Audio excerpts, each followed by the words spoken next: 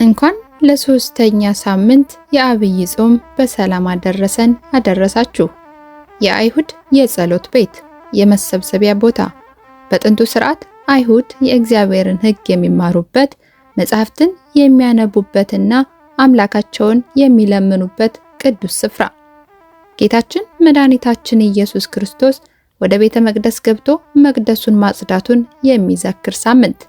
አቤቱ ለቤትህ ቅዱስነት ይገባል። በስመ አብ ወወልድ ወመንፈስ ቅዱስ አሐዱ አምላክ አሜን። በኦርቶዶክሳዊት ቤተክርስቲያናችን የበዓላት ቀኖና መሰረት የአብይ ጾም ሶስተኛ ሳምንት ምኩራብ ተብሎ ይጠራል። ቀጥተኛ ፍቺው ኮረብታ፣ ተራራ የሚያክል ታላቅ ህንፃ፣ ሰቀላ መሰል አዳራሽ ሲሆን የአይሁድ መካነ ጸሎት ወይንም ቤተ መቅደስ በመሆን ያገለግል ነበር። ናቡከደነጾር ኢየሩሳሌምን በወረረ ጊዜ ግን ቤተ መቅደሱን አፈረሰ፣ ህዝቡን ወደ ባቢሎን አፈለሰ። ከዚህ ጊዜ ጀምሮ አይሁድ በሚኖሩባቸው ስፍራዎች ሁሉ ለጸሎት ቤት ይሰሩ ነበር። በዚያን ዘመን ቢያንስ 10 አባወራዎች በቦታው ከተገኙ እነዚህን ምኩራቦችን ለመስራት ይፈቀድላቸው ስለነበር ጌታችን መድኃኒታችን ኢየሱስ ክርስቶስ በኢየሩሳሌም እየተዘዋወረ በሚያስተምርበት ጊዜ ብዙ ምኩራቦች ነበሩ። በአዲስ ኪዳንም ለሐዋርያት በብዛት የስብከት አውደ ምሕረቶች ሆነው አገልግለዋል። ምኩራበ አይሁድ በውስጡ የብራና የሕግና የነቢያት መጻሕፍት ይገኛሉ። ምዕመኑ እንዲሰማቸው ከፍ ባለ መድረክ ላይ በመሆን መምህራንና ካህናት ቆመው መጻሕፍትን ያነባሉ፣ ቃለ እግዚአብሔርንም ያስተምሩ ነበር። የምኩራብ ሹማምንት አለቆች ጥፋተኛ ሰው ሲቀጡ ስልጣን ነበራቸው። አገልጋይ ወይንም የሚራዱ ወጣቶችም ልጆችን በማስተማር በማቅረብ በተጨማሪም የአለቆችን ትእዛዝ በመፈጸም ያገለግላሉ። በሰንበት ሕዝብ ሁሉ በምኩራብ ተሰብስቦ ከሕግና ከነቢያት ንባብ፣ ስብከትና ቡራኬ በመቀበል አምልኮታቸውን ይፈጽሙ ነበር። ጌታችን መድኃኒታችን ኢየሱስ ክርስቶስ በዚህ ምኩራብ ተገኝቶ ሕዝቡን አስተምሯል። ቅዱስ ሉቃስ በወንጌሉ ወዳደገበትም ወደ ናዝሬት መጣ፣ እንደ ልማዱም በሰንበት ቀን ምኩራብ ገባ፣ ሊያነብም ተነሳ እንዳለ ቅዱሳን መጻሕፍትን ማንበብ፣ መማር፣ መመርመር፣ መተርጎም፣ ጉባኤ መስራት አዘውትረው የሚፈጽሙት ተግባር እንደነበረ ያስረዳል። ጌታችን መድኃኒታችን ኢየሱስ ክርስቶስ በምኩራብ ማስተማር ከጀመረ በኋላ ግን በምኩራብ ሰዎች ለተለያየ ዓላማ ይሰበሰቡ ነበር። የመጀመሪያው አማናዊ እረኛ ነው ብለው ወልድ ዋህድ ብለው ሲጠይቁት የነበረው ተስፋ ደረሰልን፣ ወረደ፣ ተወለደ፣ የዓለም መድኃኒት እርሱ ነው ብለው አዳኝነቱን አምነው ይከተሉታል። የዓለሙን ኃጢአት የሚያስተሰሪ የእግዚአብሔር በግ መሆኑን አውቀው የሚከተሉት አሉ። በጎቹም ድምፁን ያውቃሉና ይከተሉታል እንዲል በዮሐንስ ወንጌል ምዕራፍ 10 ቁጥር 4 ላይ። በሌላ በኩል የቃሉን ትምህርት የእጁን ታምራት ሽተው የሚከተሉት ነበሩ። ከደዌ ለመፈወስ ይሰበሰባሉ። ልብሱን ዳሰው ወድቀው ሰግደው ጥላውን ተጋርደው በእጁ ተዳሰው የሚፈወሱ ነበሩ። ጌታችን በዕለተ ሰንበት ሕዝብ በተሰበሰበበት በምኩራብ እንዲያስተምር ያስረዳናል። ሰንበትም በሆነ ጊዜ በምኩራብ ያስተምር ጀመር። ወደ ምኩራባቸውን ገብቶ ዝም ይሉ ዘንድ ገሰጻቸው። እነርሱም ትምህርቱን፣ የቃሉን ግርማ፣ የአነጋገሩን ጣዕምና የአንደበቱን ቅልጥፍና አደነቁ። በማርቆስ 6:1 ላይ ወደ ገዛ አገሩን መጥቶ እስኪገረሙ ድረስ በሚገባቸው ያስተምራቸው ነበር። ማቴዎስ 13:54። በሶስተኛ ደረጃ ምኩራባውያን የሚሰበሰቡበት ምክንያት ምግበ ሥጋ ፈልገው ደምግባቱን አይተው ነበር። ጌታችን ኢየሱስ ክርስቶስ ከምኩራብ ጉባኤ ትምህርት በኋላ ጥቂቱን አበርክቶ እልፉን ይመግብ ስለነበር ጉባኤውን ይታደማሉ። ክርስቲያኖች እግዚአብሔርን የምናመልከው ምግበ ሥጋ ስለሰጠን አይደለም። እርሱንማ ለሕዝብም ለአሕዛብም ሳይሰስት የሚመግብ መጋቢ ዓለማት ነው።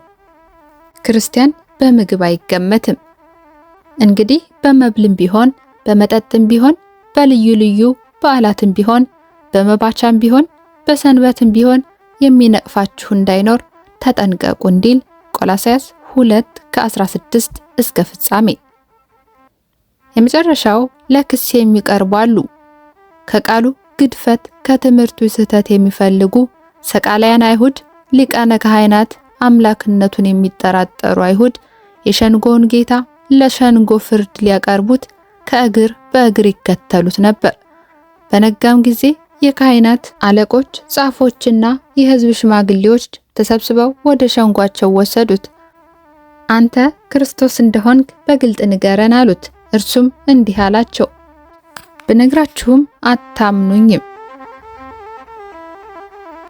ታዲያ በዚህ ሳምንት ጌታችን መድኃኒታችን ኢየሱስ ክርስቶስ ወደ ኢየሩሳሌም ቤተ መቅደስ መሄዱን በቤተ መቅደሱ የማይገባ ንግድ ያደርጉ የነበሩትን የአባቴን ቤት የንግድ ቤት አታድርጉ ብሎ መገሰጹን፣ የሚሸጡ የሚለውጡትንም መገለባበጡን፣ ደቀ መዛሙርቱም ልበ አምላክ ክቡር ዳዊት አስቀድሞ በትንቢት የቤትህ ቅናት በላኝ በማለት የተናገረውን እንደተፈጸመ ማስተዋላቸው የሚታሰብበትና የሚተነተንበት ነው።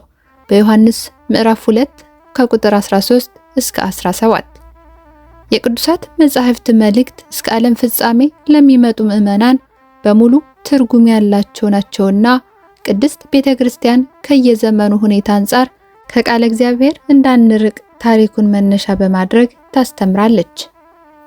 ጌታችን መድኃኒታችን ኢየሱስ ክርስቶስ በጥምቀቱና በቃና ዘገሊላ ተአምራቱ አምላክነቱን ገልጦ ሕዝቡን ማስተማር ከመጀመሩ በፊት በነበሩት 30 ዓመታት በተደጋጋሚ ወደ ቤተ መቅደስ መጥቷል። ከነዚህ መካከል በምሳሌነት ሊጠቀሱ የሚችሉት በሥርዓተ ኦሪት መሰረት በተወለደ በ40ኛው ቀን ወደ ቤተ መቅደስ መምጣቱ ሉቃስ ምዕራፍ 2 ከቁጥር 22 እስከ 40 12 ዓመት በሆነው ጊዜ ከዮሴፍና ከእመቤታችን ጋር ለበዓል ወደ ኢየሩሳሌም በሄዱ ጊዜ ከእነርሱ ተለይቶ ወደ ቤተ መቅደስ በመሄድ የኦሪት ሊቃውንትን ሲጠይቃቸውና ሲሰማቸው የነበረ መሆኑ በሉቃስ 2 ከ41 እስከ 17 ላይ ይገልጻል።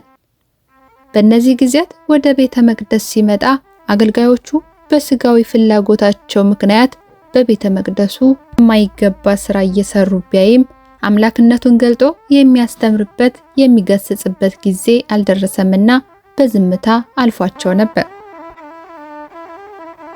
ጊዜው በደረሰ ጊዜ ሊቃናተ አይሁድ ባለመታዘዝ ያረከሱትን መቅደሱን ያነጻ ዘንድ መጣ። መስዋዕተ ኦሪት ይሰዋበት የነበረውን ቤተ መቅደስ ያነጻው ጌታ ራሱን የአዲስ ኪዳን መስዋዕት አድርጎ አቅርቧልና ኃላፊ ጠፊ የሆኑትን የብሉይ ኪዳን የመስዋዕት እንስሳት ከቤተ መቅደስ አስወጣ። አባታችን አባ ሕርያቆስ በቅዳሴ ማርያም ድርሰቱ አማናዊ የአዲስ ኪዳን መስዋዕት የሆነ የጌታችንን ቅዱስ ሥጋና ክቡር ደም ከብሉይ ኪዳን መስዋዕት ጋር በማነጻጸር በበግ በጊደርና በላም ደም እንደነበረው እንደቀደሙት አባቶች መስዋዕት አይደለም፣ እሳት ነው እንጂ ፈቃዱን ለሚሰሩ ልቦናቸውን ላቀኑ ሰዎች የሚያድን እሳት ነው። ስሙን ለሚክዱ ለአመፀኞች ሰዎች የሚባላ እሳት ነው እንዳለ የብሉይ ኪዳንን መስዋዕት አሳልፎ ራሱን ለዓለም ቤዛ አድርጎ የሰጠ ጌታ የአይሁድ አለቆች በገንዘብ ወዳድነት መስዋዕቱን ወዳቃለሉበት ቤተ መቅደስ በመምጣት ቤተ መቅደሱን አነጻ። ጌታችን መድኃኒታችን ኢየሱስ ክርስቶስ በመዋዕለ ሥጋዌው ለ2 ጊዜያት ቤተ መቅደሱን አንጽቷል። ከነዚህም ቀዳሚው በመጀመሪያው ፋሲካ ከጥምቀቱ በኋላ አገልግሎትን ሲጀምር ያደረገውና በምኩራብ ሳምንት የሚነበበው የሚተረጎመው ነው። ጌታችን ለሁለተኛ ጊዜ ቤተ መቅደሱን ሊያነጻ የሄደው ለመከራና ለሞት ተላልፎ ከመሰጠቱ አስቀድሞ በዕለተ ሆሳዕና ማለትም በአራተኛውና የመጨረሻው ፋሲካ ነው። በማቴዎስ 21 ከቁጥር 12 እስከ 17። በዚህም ወቅት በተመሳሳይ ገዢዎችንና ለዋጮችን እንዲሁም የቤተ መቅደስ አለቆችን ቤቴ የጸሎት ቤት ይባላል፣ እናንተ ግን የሌቦችና የወንበዴዎች ቀማኞች ዋሻ አደረጋችሁት በማለት ገሰጻቸው። ስለሆነም ትንቢተ ነቢያትን የፈጸመ ጌታ በአገልግሎቱ መጀመሪያና ፍጻሜ ላይ ወደ ቤተ መቅደስ የመጣው ቤተ መቅደሱን ለማንጻት ነበር። መድኃኒታችን ኢየሱስ ክርስቶስ ወደ ቤተ መቅደስ የሄደው የአይሁድ የፋሲካቸው በዓል በደረሰ ጊዜ እንደነበር ተጠቅሷል። እግዚአብሔር ባያዝንባቸውና ይህ የፋሲካ በዓል በትክክል ቢከበር ኖሮ የእግዚአብሔር ፋሲካ በዘጸአት 12:11 ላይ እንደተጠቀሰው ይባል ነበር። እግዚአብሔር ለሙሴ የበዓላትን ሥርዓት ሲነግረው በዓላቴ የእግዚአብሔር በዓላት በማለት ጠርቷቸዋል። ዘሌዋውያን 23:2 ላይ። ይሁንና እነዚህን ቅዱሳት ጉባኤያትና በዓላት ሥርዓቱን የሚያቃልሉ በሃይማኖታዊ ሕግጋት የማይመሩ አገልጋዮች በሚያበላሿቸው ጊዜያት ጌታ በሕዝቡና በአገልጋዮቹ አዝኖ የእኔ ያላቸውን በዓላትና ጉባኤያት የእናንተ ብሎ ይገልጻቸዋል፣ ከፈቃዱ ወጥተዋልና። በኢሳይያስ 1:14 ላይ መባቻዎቻችሁንና በዓላቶቻችሁን ነፍሴ ጠልታለች ይላል። በተመሳሳይ መልኩ ጌታችን በመጀመሪያው ፋሲካ ቤተ መቅደስን ለማንጻት በሄደ ጊዜ የሕዝቡና የአገልጋዮቹ ኃጢአት አሳዛኝ ስለነበር ቅዱስ ዮሐንስ በዓሉን የአይሁድ በዓል በማለት ተናግሯል። ጌታችን ኢየሱስ ክርስቶስ ወደ ቤተ መቅደስ ሲመጣ በቤተ መቅደሱ የሚሸጡ የሚለውጡ ሰዎችንና የሚሸጡ የሚለወጡ እንስሳትን አገኘ።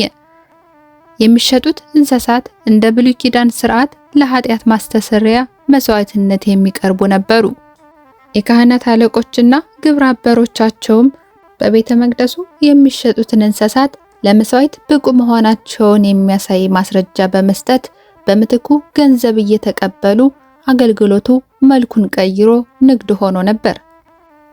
ለመስዋዕት የሚሆኑትን እንስሳት የሚሸጡትም ሰዎች ስለሚያገኙት ትርፍ እንጂ ስለ መስዋዕቱ ንጽህና ግድ አልነበራቸውም። ከጌታ የሚገኝ ሰማያዊ ጸጋን በመሸጥና በመለወጥ የሚያገኙት ትርፍ የቀየሩ ስለነበሩ ሊቁ ቅዱስ አምብሮስ በትርጓሜው እንደገለጠው በሬዎቹን ይሸጡ የነበሩት ሰዎች የእግዚአብሔርን ቃል ለስጋዊ ክብርና ጥቅም ሲሉ የሚያስተምሩ ምንደኛ አገልጋዮችን ይመስላሉ ይላል።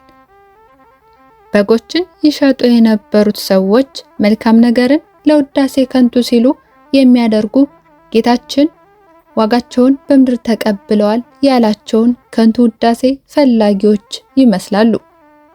እርግቦችን የሚሸጡትም የመንፈስ ቅዱስን ጸጋ በገንዘብ መሸጥና መግዛት የሚፈልጉትን ሲሞናውያንን ይመስላሉ። የእኛስ አገልግሎት ምን ይመስል ይሆን? ጌታችን ቤተ መቅደስን ሲያነጻ እንደ ምልክት ከተፈጸሙት ተግባራት መካከል በቤተ መቅደስ ግቢ ይሸጡ የነበሩትን በጎችንና በሬዎችን ከቤተ መቅደስ ማስወጣቱ፣ የገንዘብ ለዋጮችን ገንዘብ መበተኑ፣ ገበታቸውንም መገልበጡ፣ ርግብ ሻጮችንም ርግቦቻቸውን እንዲያወጡ ማዘዙ ይጠቀሳሉ። ሲያስወጣቸው የገመድ ጅራፍ አበጅቶ ከቤተ መቅደስ አስወጣቸው። አባቶቻችን በትርጓሜ ሲያብራሩ ጅራፉን የሰሩት ሐዋርያት እንደነበሩ ጠቅሰዋል። የጭፍራውን ሥራ ለአለቃው ሰጥቶ መናገር ልማድ ነውና ቅዱስ ዮሐንስ በወንጌሉ ጌታ ጅራፍ መስራቱን ገለጠ። ሊቃውንት እንደሚያስተምሩት ጌታችን ወደ ቤተ መቅደስ የመጣው ለፍርድ ሳይሆን ለማንጻት ነበርና ሻጮችንና ለዋጮች ሰዎችን ሳይሆን የሚሸጡትንና የሚለወጡትን ርግቦች፣ በጎችን፣ በሬዎችን፣ የሰዎችን የሚለወጥ ገንዘብ ከቤተ መቅደስ አስወጣ። ይህን ያደርጉ የነበሩትን ሰዎች ግን በመገሰጽ አለፋቸው እንጂ ፈርዶ አላባረራቸውም። የመጣው ለፍርድ አልነበረምና በዳግም ምጽአት ሲገለጥ ግን ለፍርድ ይመጣል። በቤተ መቅደስ ያልተገባ ሥራ የሰሩትንና የሚሰሩትንም ይቀጣል። ከላይ በተገለጸው መልኩ ቤተ መቅደሱ የንግድ ቦታ ሆኖ ነበር። ሊቃነ ካህናቱ የጥቅም ተካፋይ ስለነበሩ የሚመክርና የሚገስጽ አልነበረም። ስለሆነም ጌታችን የሚሸጡና የሚለውጡትን ካስወጣ በኋላ የአባቴን ቤት የንግድ ቤት አታድርጉ አላቸው። በዚህም ወልድ አምላክነቱን ገለጠ። የአባታችሁን ወይንም የአባታችንን ሳይሆን የአባቴን ቤት በማለቱ ለስም አጠራሩ ክብር ይግባውና ጌታችን መድኃኒታችን ኢየሱስ ክርስቶስ እንደ ሌሎቹ ሰዎች በጸጋ ሳይሆን በባህሪ የእግዚአብሔር ልጅ መሆኑን እግዚአብሔርነቱን አምላክነቱን ገለጠ። ጌታችን ቤተ መቅደስን እንዳነጻ ባዩ ጊዜ ደቀ መዛሙርቱ ክቡር ዳዊት በመዝሙሩ መዝሙር 68:9 ላይ የቤትህ ቅናት በልቶኛልና የሚሰድቡህም ስድብ በላይ ወድቋልና በማለት የተናገረው ትንቢት መፈጸሙን አስተዋሉ። ሊቃናተ አይሁድ በቤተ መቅደሱ ሲሸጡና ሲለውጡ ስጋዊ የገንዘብ ትርፍና ዝና በማሳደድ የቤተ መቅደሱን ክብር ሲያቃልሉ ያደረጉትን ሁሉ ለመንፈሳዊ ዓላማ ያደረጉት ለማስመሰል በቤተ መቅደስ ለሚሸጡትና ለሚለወጡት የመስዋዕት እንስሳትና ገንዘብ የትክክለኛነት ማረጋገጫ ይሰጡ ነበር። ዛሬም ተረፈ አይሁድ የሆኑ ምንደኛ አገልጋዮች አሉ።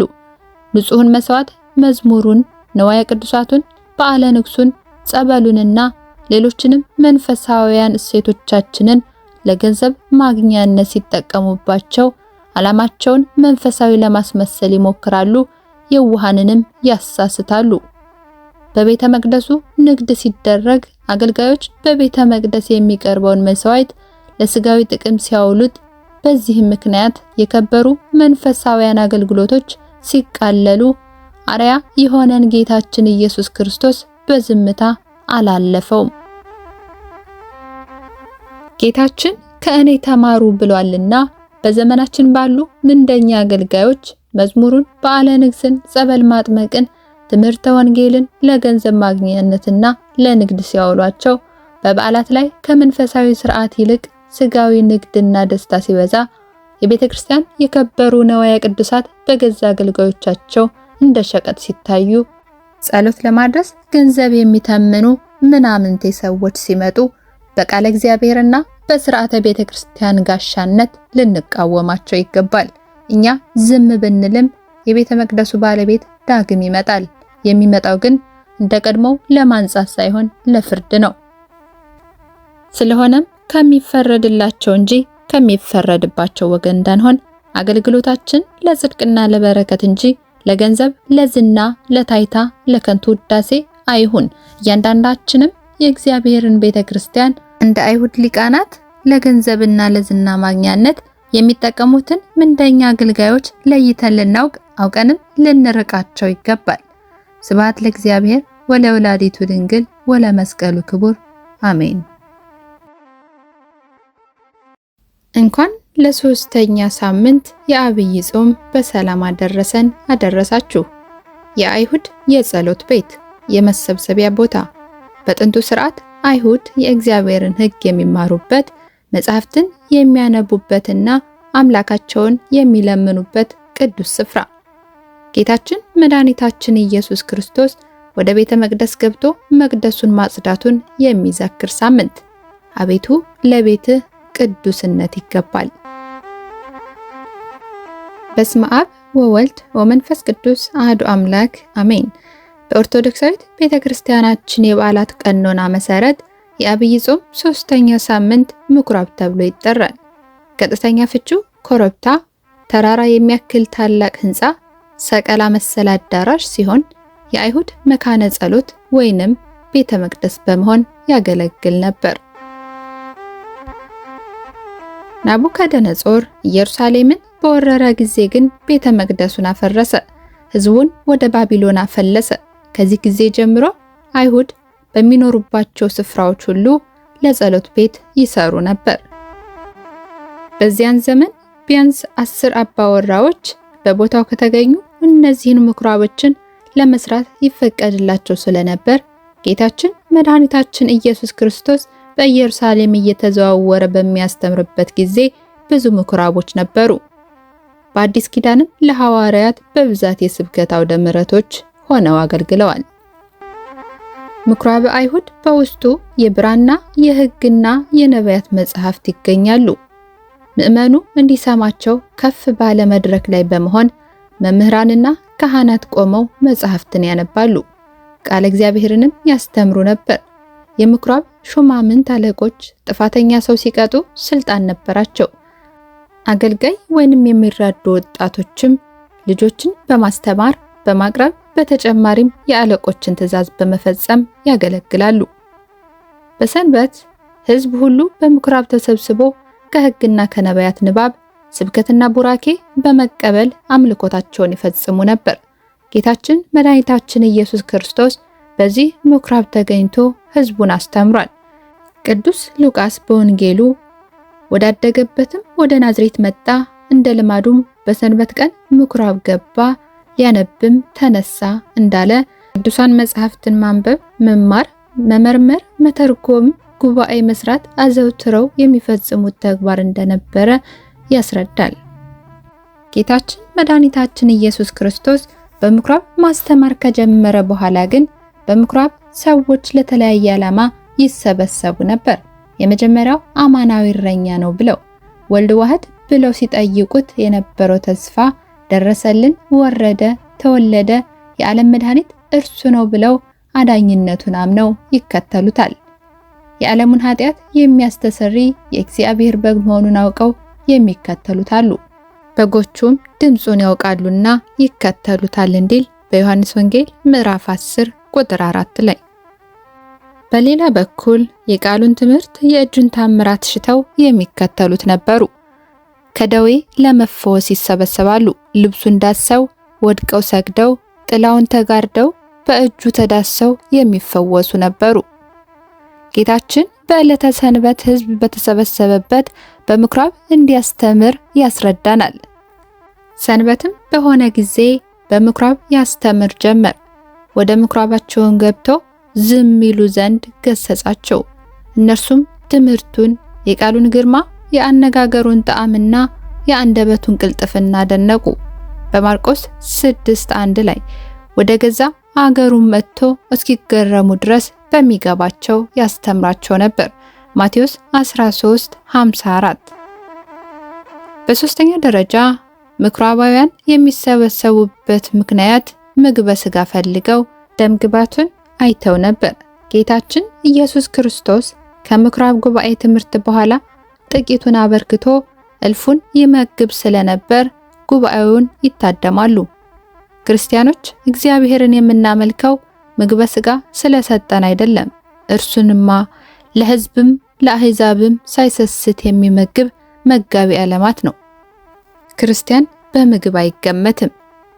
እንግዲህ በመብልም ቢሆን በመጠጥም ቢሆን በልዩ ልዩ በዓላትም ቢሆን በመባቻም ቢሆን በሰንበትም ቢሆን የሚነቅፋችሁ እንዳይኖር ተጠንቀቁ እንዲል ቆላስይስ 2:16 እስከ ፍጻሜ። የመጨረሻው ለክስ የሚቀርቡ አሉ። ከቃሉ ግድፈት ከትምህርቱ ስህተት የሚፈልጉ ሰቃላያን አይሁድ፣ ሊቃነ ካህናት፣ አምላክነቱን የሚጠራጠሩ አይሁድ የሸንጎውን ጌታ ለሸንጎ ፍርድ ሊያቀርቡት ከእግር በእግር ይከተሉት ነበር። በነጋም ጊዜ የካህናት አለቆች፣ ጻፎችና የሕዝብ ሽማግሌዎች ተሰብስበው ወደ ሸንጓቸው ወሰዱት። አንተ ክርስቶስ እንደሆንክ በግልጥ ንገረን አሉት። እርሱም እንዲህ አላቸው፣ ብነግራችሁም አታምኑኝም። ታዲያ በዚህ ሳምንት ጌታችን መድኃኒታችን ኢየሱስ ክርስቶስ ወደ ኢየሩሳሌም ቤተ መቅደስ መሄዱን፣ በቤተ መቅደሱ የማይገባ ንግድ ያደርጉ የነበሩትን የአባቴን ቤት የንግድ ቤት አታድርጉ ብሎ መገሰጹን፣ የሚሸጡ የሚለውጡትንም መገለባበጡን፣ ደቀ መዛሙርቱም ልበ አምላክ ክቡር ዳዊት አስቀድሞ በትንቢት የቤትህ ቅናት በላኝ በማለት የተናገረውን እንደተፈጸመ ማስተዋላቸው የሚታሰብበትና የሚተነተንበት ነው። በዮሐንስ ምዕራፍ 2 ከቁጥር 13 እስከ 17። የቅዱሳት መጻሕፍት መልእክት እስከ ዓለም ፍጻሜ ለሚመጡ ምዕመናን በሙሉ ትርጉም ያላቸው ናቸውና ቅድስት ቤተክርስቲያን ከየዘመኑ ሁኔታ አንጻር ከቃለ እግዚአብሔር እንዳንርቅ ታሪኩን መነሻ በማድረግ ታስተምራለች። ጌታችን መድኃኒታችን ኢየሱስ ክርስቶስ በጥምቀቱና በቃና ዘገሊላ ተአምራቱ አምላክነቱን ገልጦ ሕዝቡን ማስተማር ከመጀመሩ በፊት በነበሩት 30 ዓመታት በተደጋጋሚ ወደ ቤተ መቅደስ መጥቷል። ከነዚህ መካከል በምሳሌነት ሊጠቀሱ የሚችሉት በሥርዓተ ኦሪት መሰረት በተወለደ በ40ኛው ቀን ወደ ቤተ መቅደስ መምጣቱ ሉቃስ ምዕራፍ 2 ከቁጥር 22 እስከ 40። 12 ዓመት በሆነው ጊዜ ከዮሴፍና ከእመቤታችን ጋር ለበዓል ወደ ኢየሩሳሌም በሄዱ ጊዜ ከእነርሱ ተለይቶ ወደ ቤተ መቅደስ በመሄድ የኦሪት ሊቃውንትን ሲጠይቃቸውና ሲሰማቸው የነበረ መሆኑ በሉቃስ 2:41 እስከ 17 ላይ ይገልጻል። በእነዚህ ጊዜያት ወደ ቤተ መቅደስ ሲመጣ አገልጋዮቹ በስጋዊ ፍላጎታቸው ምክንያት በቤተ መቅደሱ የማይገባ ስራ እየሰሩ ቢያይም አምላክነቱን ገልጦ የሚያስተምርበት የሚገስጽበት ጊዜ አልደረሰምና በዝምታ አልፏቸው ነበር። ጊዜው በደረሰ ጊዜ ሊቃናተ አይሁድ ባለመታዘዝ ያረከሱትን መቅደሱን ያነጻ ዘንድ መጣ። መስዋዕተ ኦሪት ይሰዋበት የነበረውን ቤተ መቅደስ ያነጻው ጌታ ራሱን የአዲስ ኪዳን መስዋዕት አድርጎ አቅርቧልና ኃላፊ ጠፊ የሆኑትን የብሉይ ኪዳን የመስዋዕት እንስሳት ከቤተ መቅደስ አስወጣ። አባታችን አባ ሕርያቆስ በቅዳሴ ማርያም ድርሰቱ አማናዊ የአዲስ ኪዳን መስዋዕት የሆነ የጌታችንን ቅዱስ ሥጋና ክቡር ደም ከብሉይ ኪዳን መስዋዕት ጋር በማነጻጸር በበግ በጊደርና በላም ደም እንደነበረው እንደቀደሙት አባቶች መስዋዕት አይደለም፣ እሳት ነው እንጂ ፈቃዱን ለሚሰሩ ልቦናቸውን ላቀኑ ሰዎች የሚያድን እሳት ነው። ስሙን ለሚክዱ ለአመፀኞች ሰዎች የሚባላ እሳት ነው እንዳለ የብሉይ ኪዳንን መስዋዕት አሳልፎ ራሱን ለዓለም ቤዛ አድርጎ የሰጠ ጌታ የአይሁድ አለቆች በገንዘብ ወዳድነት መስዋዕቱን ወዳቃለሉበት ቤተ መቅደስ በመምጣት ቤተ መቅደሱን አነጻ። ጌታችን መድኃኒታችን ኢየሱስ ክርስቶስ በመዋዕለ ሥጋዌው ለሁለት ጊዜያት ቤተ መቅደሱን አንጽቷል። ከነዚህም ቀዳሚው በመጀመሪያው ፋሲካ ከጥምቀቱ በኋላ አገልግሎትን ሲጀምር ያደረገውና በምኩራብ ሳምንት የሚነበበው የሚተረጎመው ነው። ጌታችን ለሁለተኛ ጊዜ ቤተ መቅደሱን ሊያነጻ የሄደው ለመከራና ለሞት ተላልፎ ከመሰጠቱ አስቀድሞ በዕለተ ሆሳዕና ማለትም በአራተኛውና የመጨረሻው ፋሲካ ነው። በማቴዎስ 21 ከቁጥር 12 እስከ 17። በዚህም ወቅት በተመሳሳይ ገዢዎችንና ለዋጮችን እንዲሁም የቤተ መቅደስ አለቆችን ቤቴ የጸሎት ቤት ይባላል፣ እናንተ ግን የሌቦችና የወንበዴዎች ቀማኞች ዋሻ አደረጋችሁት በማለት ገሰጻቸው። ስለሆነም ትንቢተ ነቢያትን የፈጸመ ጌታ በአገልግሎቱ መጀመሪያና ፍጻሜ ላይ ወደ ቤተ መቅደስ የመጣው ቤተ መቅደሱን ለማንጻት ነበር። መድኃኒታችን ኢየሱስ ክርስቶስ ወደ ቤተ መቅደስ የሄደው የአይሁድ የፋሲካቸው በዓል በደረሰ ጊዜ እንደነበር ተጠቅሷል። እግዚአብሔር ባያዝንባቸውና ይህ የፋሲካ በዓል በትክክል ቢከበር ኖሮ የእግዚአብሔር ፋሲካ በዘጸአት 12:11 ላይ እንደተጠቀሰው ይባል ነበር። እግዚአብሔር ለሙሴ የበዓላትን ሥርዓት ሲነግረው በዓላቴ የእግዚአብሔር በዓላት በማለት ጠርቷቸዋል። ዘሌዋውያን 23:2 ላይ። ይሁንና እነዚህን ቅዱሳት ጉባኤያትና በዓላት ሥርዓቱን የሚያቃልሉ በሃይማኖታዊ ሕግጋት የማይመሩ አገልጋዮች በሚያበላሿቸው ጊዜያት ጌታ በሕዝቡና በአገልጋዮቹ አዝኖ የእኔ ያላቸውን በዓላትና ጉባኤያት የእናንተ ብሎ ይገልጻቸዋል፣ ከፈቃዱ ወጥተዋልና። በኢሳይያስ 1:14 ላይ መባቻዎቻችሁንና በዓላቶቻችሁን ነፍሴ ጠልታለች ይላል። በተመሳሳይ መልኩ ጌታችን በመጀመሪያው ፋሲካ ቤተ መቅደስን ለማንጻት በሄደ ጊዜ የሕዝቡና የአገልጋዮቹ ኃጢአት አሳዛኝ ስለነበር ቅዱስ ዮሐንስ በዓሉን የአይሁድ በዓል በማለት ተናግሯል። ጌታችን ኢየሱስ ክርስቶስ ወደ ቤተ መቅደስ ሲመጣ በቤተ መቅደሱ የሚሸጡ የሚለውጡ ሰዎችንና የሚሸጡ የሚለወጡ እንስሳትን አገኘ።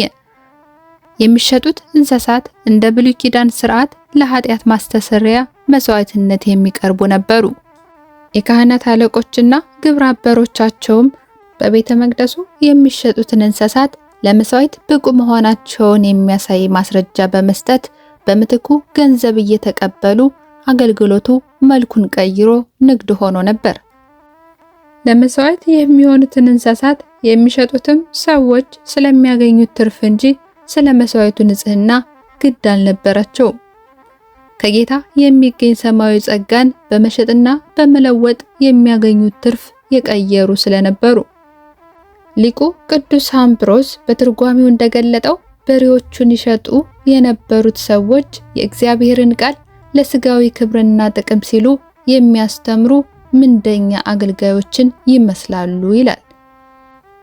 በጎችን ይሸጡ የነበሩት ሰዎች መልካም ነገርን ለውዳሴ ከንቱ ሲሉ የሚያደርጉ ጌታችን ዋጋቸውን በምድር ተቀብለዋል ያላቸውን ከንቱ ውዳሴ ፈላጊዎች ይመስላሉ። እርግቦችን የሚሸጡትም የመንፈስ ቅዱስን ጸጋ በገንዘብ መሸጥና መግዛት የሚፈልጉትን ሲሞናውያንን ይመስላሉ። የእኛስ አገልግሎት ምን ይመስል ይሆን? ጌታችን ቤተ መቅደስን ሲያነጻ እንደ ምልክት ከተፈጸሙት ተግባራት መካከል በቤተ መቅደስ ግቢ ይሸጡ የነበሩትን በጎችንና በሬዎችን ከቤተ መቅደስ ማስወጣቱ፣ የገንዘብ ለዋጮችን ገንዘብ መበተኑ፣ ገበታቸውንም መገልበጡ፣ ርግብ ሻጮችንም ርግቦቻቸውን እንዲያወጡ ማዘዙ ይጠቀሳሉ። ሲያስወጣቸው የገመድ ጅራፍ አበጅቶ ከቤተ መቅደስ አስወጣቸው። አባቶቻችን በትርጓሜ ሲያብራሩ ጅራፉን የሰሩት ሐዋርያት እንደነበሩ ጠቅሰዋል። የጭፍራውን ሥራ ለአለቃው ሰጥቶ መናገር ልማድ ነውና ቅዱስ ዮሐንስ በወንጌሉ ጌታ ጅራፍ መስራቱን ገለጠ። ሊቃውንት እንደሚያስተምሩት ጌታችን ወደ ቤተ መቅደስ የመጣው ለፍርድ ሳይሆን ለማንጻት ነበርና ሻጮችንና ለዋጮች ሰዎችን ሳይሆን የሚሸጡትንና የሚለወጡትን ርግቦች፣ በጎችን፣ በሬዎችን፣ የሰዎችን የሚለወጥ ገንዘብ ከቤተ መቅደስ አስወጣ። ይህን ያደርጉ የነበሩትን ሰዎች ግን በመገሰጽ አለፋቸው እንጂ ፈርዶ አላባረራቸውም። የመጣው ለፍርድ አልነበረምና በዳግም ምጽአት ሲገለጥ ግን ለፍርድ ይመጣል። በቤተ መቅደስ ያልተገባ ስራ የሰሩትንና የሚሰሩትንም ይቀጣል። ከላይ በተገለጸው መልኩ ቤተ መቅደሱ የንግድ ቦታ ሆኖ ነበር። ሊቃነ ካህናቱ የጥቅም ተካፋይ ስለነበሩ የሚመክርና የሚገስጽ አልነበረም። ስለሆነም ጌታችን የሚሸጡና የሚለውጡትን ካስወጣ በኋላ የአባቴን ቤት የንግድ ቤት አታድርጉ አላቸው። በዚህም ወልድ አምላክነቱን ገለጠ። የአባታችሁን ወይንም የአባታችንን ሳይሆን የአባቴን ቤት በማለቱ ለስም አጠራሩ ክብር ይግባውና ጌታችን መድኃኒታችን ኢየሱስ ክርስቶስ እንደ ሌሎቹ ሰዎች በጸጋ ሳይሆን በባህሪ የእግዚአብሔር ልጅ መሆኑን እግዚአብሔርነቱን አምላክነቱን ገለጠ። ጌታችን ቤተ መቅደስን እንዳነጻ ባዩ ጊዜ ደቀ መዛሙርቱ ክቡር ዳዊት በመዝሙሩ መዝሙር 68:9 ላይ የቤትህ ቅናት በልቶኛልና የሚሰድቡህም ስድብ በላይ ወድቋልና በማለት የተናገረው ትንቢት መፈጸሙን አስተዋሉ። ሊቃናተ አይሁድ በቤተ መቅደሱ ሲሸጡና ሲለውጡ ስጋዊ የገንዘብ ትርፍና ዝና በማሳደድ የቤተ መቅደሱን ክብር ሲያቃልሉ ያደረጉትን ሁሉ ለመንፈሳዊ ዓላማ ያደረጉት ለማስመሰል በቤተ መቅደስ ለሚሸጡትና ለሚለወጡት የመስዋዕት እንስሳትና ገንዘብ የትክክለኛነት ማረጋገጫ ይሰጡ ነበር። ዛሬም ተረፈ አይሁድ የሆኑ ምንደኛ አገልጋዮች አሉ።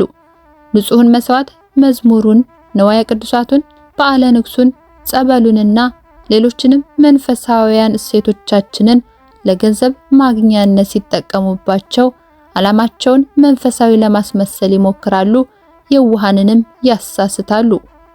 በቤተ መቅደሱ ንግድ ሲደረግ አገልጋዮች በቤተ መቅደስ የሚቀርበውን መስዋዕት ለስጋዊ ጥቅም ሲያውሉት፣ በዚህም ምክንያት የከበሩ መንፈሳዊያን አገልግሎቶች ሲቃለሉ አርያ የሆነን ጌታችን ኢየሱስ ክርስቶስ በዝምታ አላለፈውም። ጌታችን ከእኔ ተማሩ ብሏልና በዘመናችን ባሉ ምንደኛ አገልጋዮች መዝሙሩን፣ በዓለ ንግስን፣ ጸበል ማጥመቅን፣ ትምህርተ ወንጌልን ለገንዘብ ማግኘትና ለንግድ ሲያውሏቸው በበዓላት ላይ ከመንፈሳዊ ሥርዓት ይልቅ ስጋዊ ንግድና ደስታ ሲበዛ የቤተ ክርስቲያን የከበሩ ነዋያ ቅዱሳት በገዛ አገልጋዮቻቸው እንደ ሸቀጥ ሲታዩ ጸሎት ለማድረስ ገንዘብ የሚተምኑ ምናምንቴ ሰዎች ሲመጡ በቃለ እግዚአብሔርና በሥርዓተ ቤተ ክርስቲያን ጋሻነት ልንቃወማቸው ይገባል። እኛ ዝም ብንልም የቤተ መቅደሱ ባለቤት ዳግም ይመጣል። የሚመጣው ግን እንደቀድሞው ለማንጻት ሳይሆን ለፍርድ ነው። ስለሆነም ከሚፈረድላቸው እንጂ ከሚፈረድባቸው ወገን እንዳንሆን አገልግሎታችን ለጽድቅና ለበረከት እንጂ ለገንዘብ፣ ለዝና፣ ለታይታ፣ ለከንቱ ውዳሴ አይሁን። እያንዳንዳችንም የእግዚአብሔርን ቤተክርስቲያን እንደ አይሁድ ሊቃናት ለገንዘብና ለዝና ማግኛነት የሚጠቀሙትን ምንደኛ አገልጋዮች ለይተን ልናውቅ አውቀንም ልንርቃቸው ይገባል። ስብሐት ለእግዚአብሔር ወለወላዲቱ ድንግል ወለመስቀሉ ክቡር አሜን።